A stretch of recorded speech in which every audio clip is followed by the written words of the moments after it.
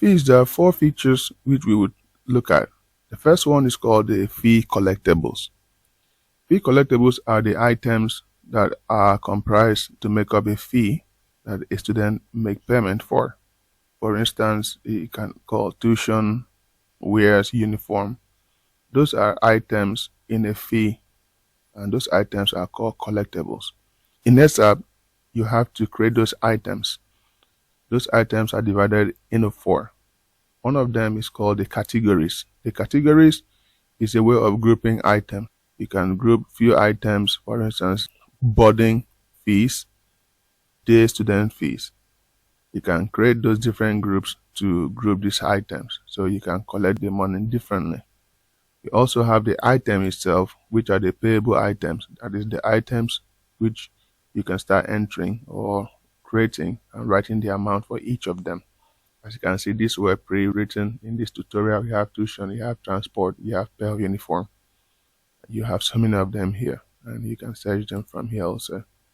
You also have a particular type of item called conditions.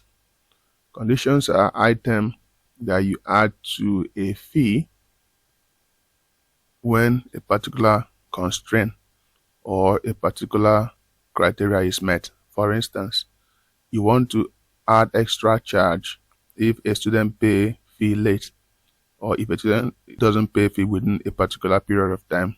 You want to add an extra surcharge or late fee payment item so that the student can pay for that extra charge. So that is an example of a conditional item. You also have what they call installments. You can decide that, okay, for this fee to be paid, it should be paid once, it should be paid twice, it should be paid unlimited. So these different four categories of information, you might need to create them to start collecting fees. But the most important ones are the fee category, the fee item. The fee conditions are optional. The installation are also optional. Let's take a dive to see how an invoice looks like after you're done with setting up this item and creating the invoice templates and generating invoices. This is a sample invoice that was created on this platform, and this is for a particular student. As you can see here below, these are the fee items here based on what we created and what we set up to generate for that class. You can see these are the items: tuition, transport, pair of uniform, math lesson, ICT, boarding, wares, boarding fee. These are all the money. This is the subtotal, the total, the amount due. This is another type of invoice with different items, but this time here, this invoice, there were two payments being made here. You can see this is the first payment here, and this is the second payment, and the amount due is even more. That means in this case now, the school is probably owing the student because the student paid more than the amount that was owed.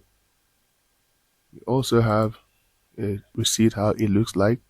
Now, these are templates that were used to create all of these invoices and receipts. And these templates can be created as many you want, or you can pick from the library of templates to represent how your receipt or invoices should look like.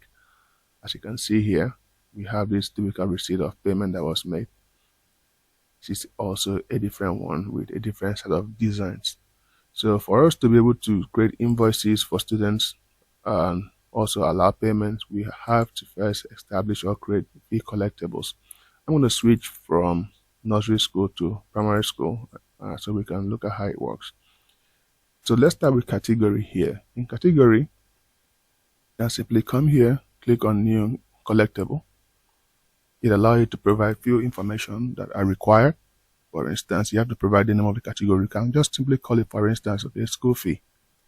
That is a category. That means in this category, we want to list the items that we consider as school fees. You can describe it. And if all the items are compulsory, please tick yes, they are compulsory. Otherwise, simply say no.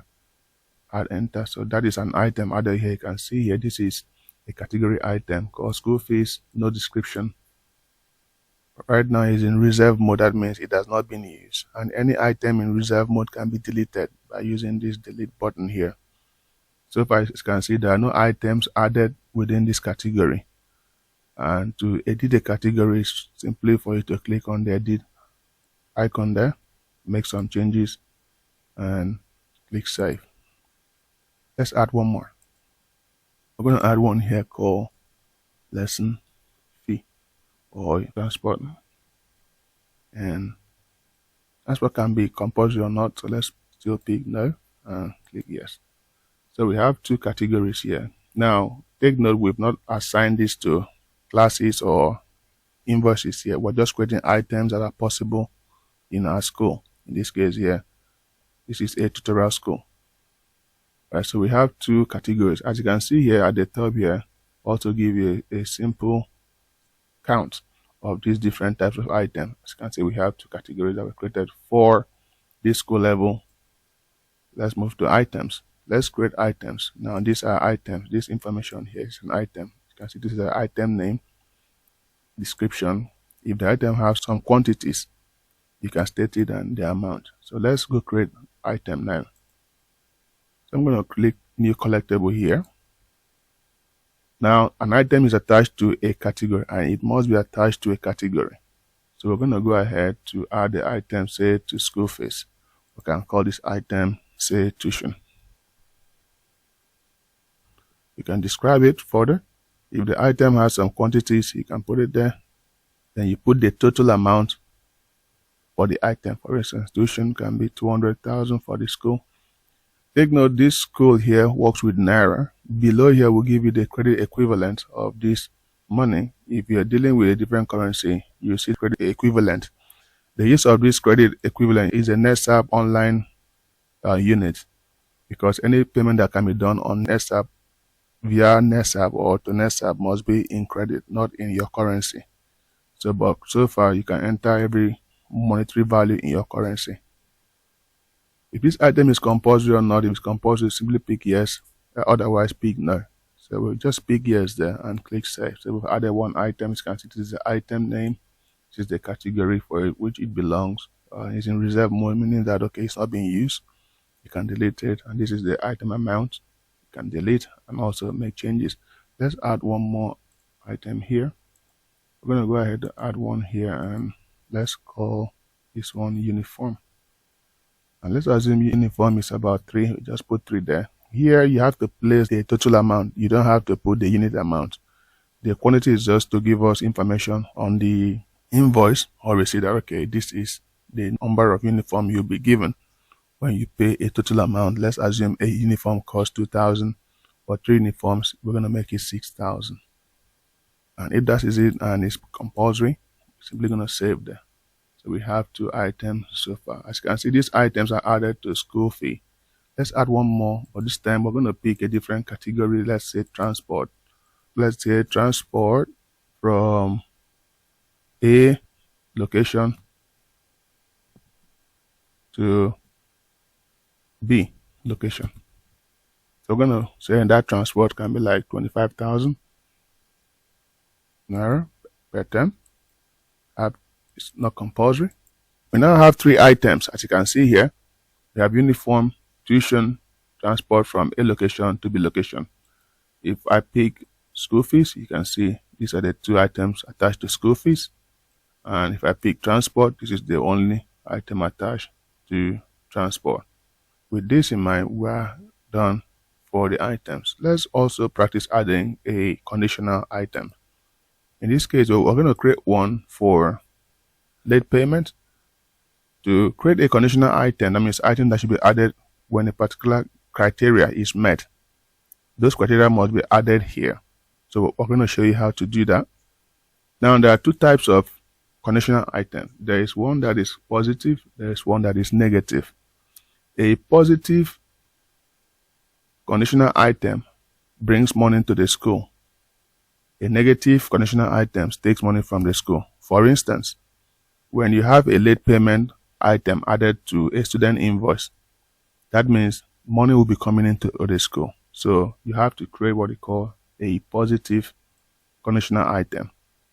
But let's assume you have a condition item that is called scholarship. Assuming your school is giving a scholarship of 100,000 naira to every student, or to the first 10 students that paid money in the school, and then you may be having what they call a negative conditional item. That means that kind of item will be taking money from the school. Yes, you are giving bonuses to the school to the students, it's a good thing. Your face is smiling, but in your heart, you are grinching because you're losing money.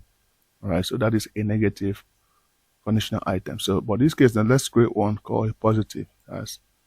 Let's give it a very good name. We call it late payment in this case here. And give it your own type of name. You can describe it further. You can place your charge in this case here. So let's say when a student makes payment of school fees, say, for instance, this term starts from, let's assume, January to April. So our condition would be that, okay, the student, if it doesn't make payment after the end of February, we'll consider it as late payment, all right?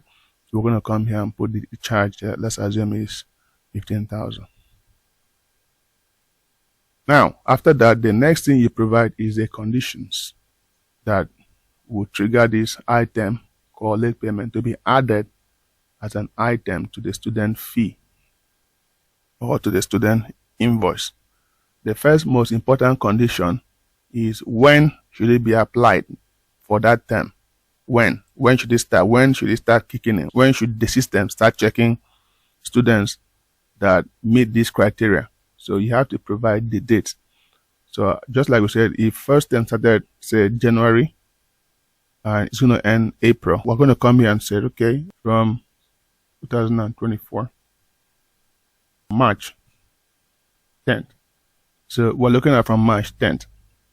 That's when it should start. That means when we add this item, to an invoice template, the only time the item will be added to the invoice would be if we have students that are owing, that's it, owing till March 10th.